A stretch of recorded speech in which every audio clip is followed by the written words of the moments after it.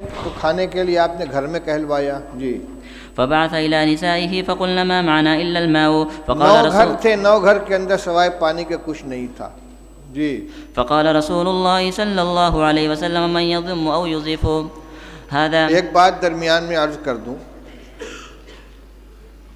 مولانا سعد صاحب نے بھوپال میں تقریر کی ہے کہ دعوت اور تعلیم دونوں سنت کے راستے سے ہٹ گئے ہیں، اور مثال اور دعویٰ کیا کیا ہے کہ صحابہ کرام رضی اللہ تعالیٰ عنہ خود رسول اللہ صلی اللہ علیہ وسلم کے گھر کا انتظام کرتے تھے.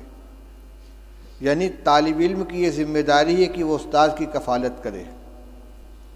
کہتے ہیں کہ صحابہ جنگل جاتے تھے، لکڑیاں کاٹ کے لاتے تھے، اس کو جلانے کے قابل بنا کر فروخت کرتے تھے، اور رسول اللہ صلی اللہ علیہ وسلم کے 9 گھروں کے اندر تازہ بکری کا گوشت روزانہ پہنچاتے تھے.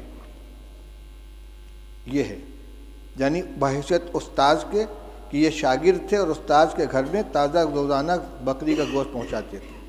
اور ہم جو روایت پڑھ رہے ہیں اس میں کیا مل رہا ہے؟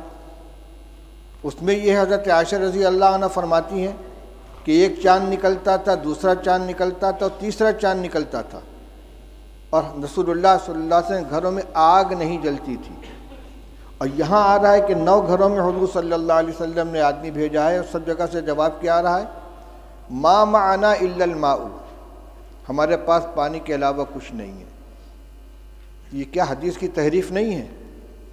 یہ ازواج مطہرات کے بارے میں جو بات کہی جا رہی ہے صحابہ کے بارے میں کہ روزانہ ان کے یہاں بکری کا تازہ گوشت صحابہ کرام پہنچاتے تھے، اور آج طلبہ کو کھانا مطبخ سے دیا جا رہا ہے اور اساتذہ کو تنخواہ دی جا رہی ہے، لہذا تعلیم سنت کے راستے سے ہٹ گئی ہے.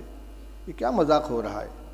یہ جتنے مدارس چل رہے ہیں، جتنے اکابر نے مدارس قائم کیے ہیں، تعلیم گاہوں کا انتظام کیا ہے، اصحاب صفہ نہیں تھے جن کے لیے صحابہ کرام رضی اللہ تعالیٰ عنہ لا کے انگور کے خوشے لٹکا دیا کرتے تھے، اور انگور اور کھجور کے خوشے لٹکا دیا کرتے تھے، اور ان کو اسی سے کھانا دیا جاتا تھا. وہ روایت نہیں آئی کہ رسول اللہ صلی اللہ علیہ وسلم مہمانوں کو حوالے کرتے تھے کہ بھئی اتنے کو کون کھلائے گا، جس کے گھر میں 2 آدمی کا کھانا ہو تیسرے کو کھلائے، جس کے یہاں 4 وہ 5ویں کو کھلائے. صدیق اکبر اتنے آدمی کو لے کر گئے، فلاں اتنے آدمی کو لے کر گئے.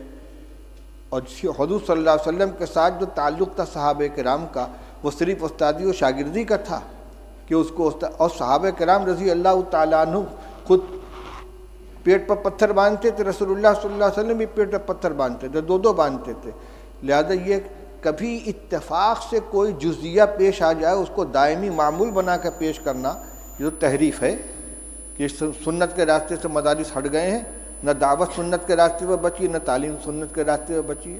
کس قدر خطرناک چیز کا مطلب یہ کہ عوام کو یہ سمجھا دو کہ مدرسے جو ہے سنت کے خلاف چلے جا رہے ہیں، لہذا عوام کا رشتہ مدارس سے بھی کٹ جائے اور علماء سے بھی کٹ جائے. یہ انتہائی خطرناک رجحان ہے، جو اس کا مطلب یہ کہ سب کو باطل تنظیموں کے حوالے کر دیا جائے. ان کو نہ مدرسوں سے تعلق رہے گا عوام کا، نہ علماء سے تعلق رہے گا، پھر بھیڑیا آئے گا اچک کے لے جائے گا ان کو. اس پہ مجھے یہ یاد آیا کہ صحابہ حضور صلی اللہ علیہ وسلم نے ایک مہمان کے لیے گھروں کے اندر کہلوایا ہے، تو سب جگہ سے یہی شکایت آ رہی ہے. حضرت انس رضی اللہ تعالیٰ عنہ کی روایت پڑھ چکے ہو کہ بدبودار جس میں مہک پیدا ہو گئی تھی، ایسی چربی لے کر حضور کی خدمت میں پہنچے ہدیہ کے طور پر، اور کہتے ہیں کہ رسول اللہ صلی اللہ علیہ وسلم کی 9 ازواج مطہرات تھیں اور کسی گھر میں کھانے کو نہیں رہتا تھا. آپ نے وفات کے وقت 30 سا جو یہودی سے ادھار لیا ہے، اپنی ذرا اس کے پاس آپ نے رکھی ہے.